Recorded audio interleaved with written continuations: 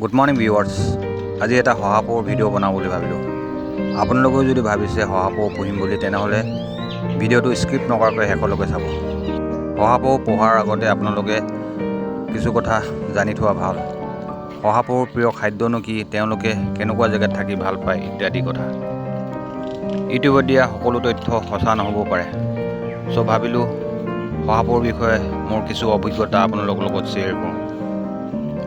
আমাৰ বৰ্তমান 60টাতকৈ ওপৰ শহাপহু আছে। তেওঁলোকক সদায় ৰাতিপুৱাৰ পৰা গধূলিলৈ কাষতে পাই থাকোঁ। তেওঁলোক যিহেতু বনৰীয়া,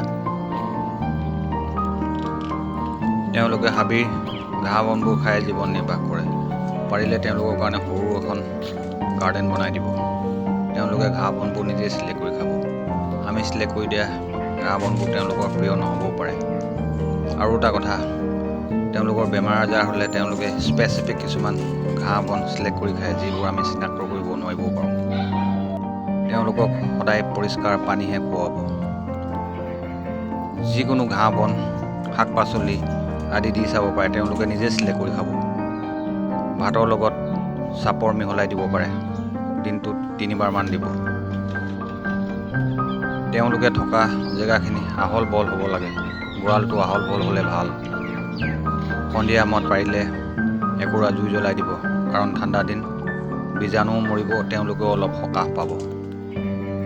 তেওঁলোকে যিহেতু গাঁতত থাকি ভাল পায়, বজাৰৰ পৰা ফল মূলৰ বাকচ কিছুমান আনি তেওঁলোকক সুৰংগ নিচিনা বনাই দিব, থাকি ভাল পাব। এটা কথা সদায় মনত ৰাখিব, জীৱ জন্তুক কেতিয়াও আবদ্ধ কৰি নাৰাখিব। তেওঁলোকে অপেন স্পেচত খেলিবলৈ দিয়ক। তেওঁলোকৰ হজম শক্তিও বাঢ়িব, লাইফটো এনজয় কৰিব।